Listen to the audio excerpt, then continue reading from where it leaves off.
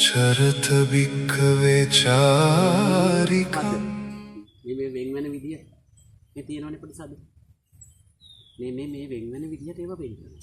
නැත්නම් අපි කියාගෙන සුර රද තමන් සමගින් සුරගන ඒ වර එහෙම කියන්නේ. අර මේ කෑලි සුර රද සමන් මේ දයන්න සයන්න මෙහාට ගත්තොත් ඒක වෙන එකක් වෙනවා. සුර රද සමන් සමගින් සුරාංගන ඉවර පැහැනද මදාරා පරසතු මල් පතර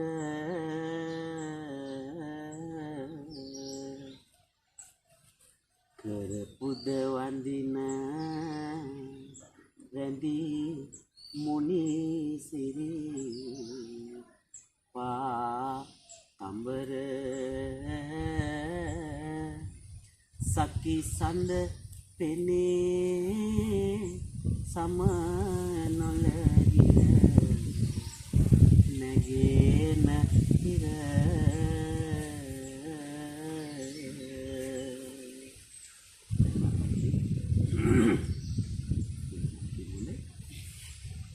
සුරද සමන්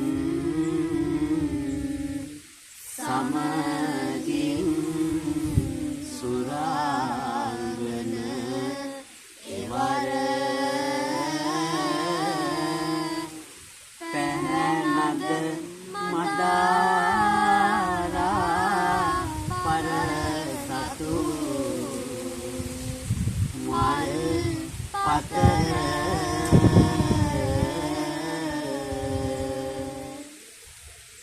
කරපුද වඳින රැඳී මුනි සිරි පා අඹර සකි සඳ පෙනේ සම නොලගින නැගෙන හිර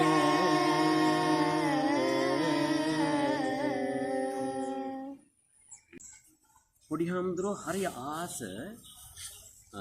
දැන් නහයත් එක්ක කියන්න නේද?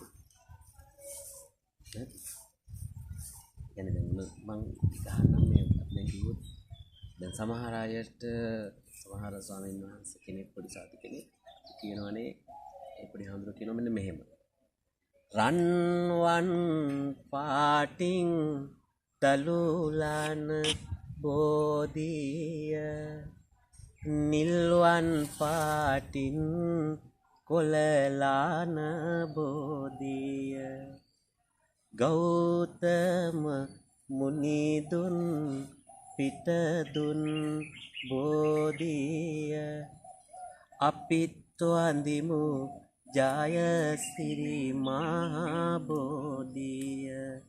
මේක විදියක්. තව විදියක් නෙමෙයි. රන්වන් පාටින් දලුලන බෝධිය නිල්වන් පාටින් කොළලන බෝධිය. එහෙම කියනවා. දැන් මේ දෙකෙන් මොකද්ද නහයෙන් කිව්වේ ඉස්සෙල් එකද පස්සේද? පස්සේ තමයි නහයෙන් කිව්වේ. එතන නහයෙන් කියපු එකද ලස්සන තියෙන උගුරෙන් කියපු එකද? උගුරෙන් කියපු එක. එහෙනම් උගුරෙන් කියපු එක එච්චර ලස්සන නන. ඇයි අපි නහයෙන් කියන්නේ? ඕනි නෑනේ. නහයෙන් කිව්වම මං අර ඉස්සෙල්ලාම කිව්වා වගේ අපිට ගායනාවක අලංකාර ටික කරගන්න හරි අමාරුයි. රන්වන් පාටින් දලුලන බෝධිය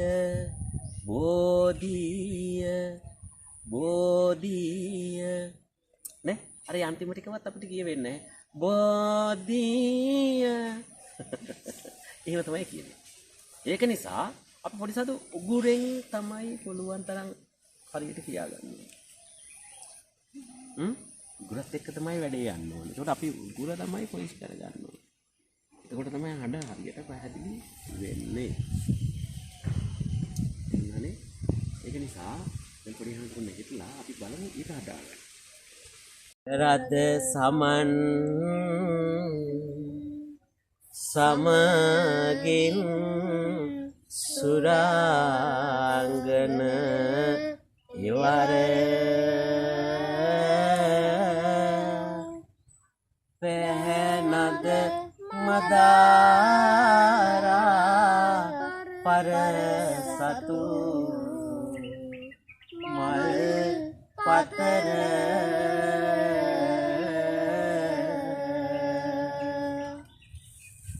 කරපුද වඳින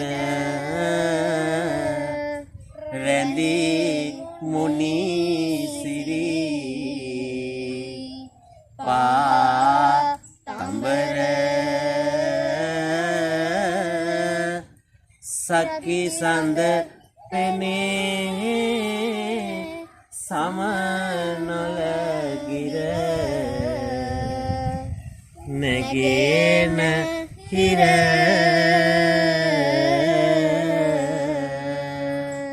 නියමයි. සුර රද සමන් අන්න හරි සමගින් සුර අන්න බලන්න හරි. දැන් අර දෙවනි සැරේ කියනකොටම හොඳ අලංකාරයක් මතුලානේ. සුර රද සමන් අන්න එහෙම කියාගන්න පුළුවන්. එහෙම කියන්න පුළුවන් අන්නේ නායම ගෑරියෝ. දැන් හඳුන තේරෙනව නේද ලස්සනයි කියලා දෙවනි දෙක කිය. රද සමන් සමගින් සුර ගුණ එවර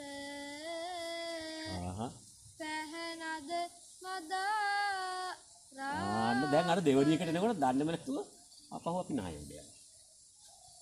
ඒක හිමින් අපිට අතාරින්න පුළුවන්. ඒක අපි අහපු තැන්වල අපිට ඇහිච්ච තැන්වල තියෙන හඬ ගන්න ගියහම සහ ඒක අපේ ඔළුවේ තිබුණාම එහෙම වෙනවා පොඩි සාදු.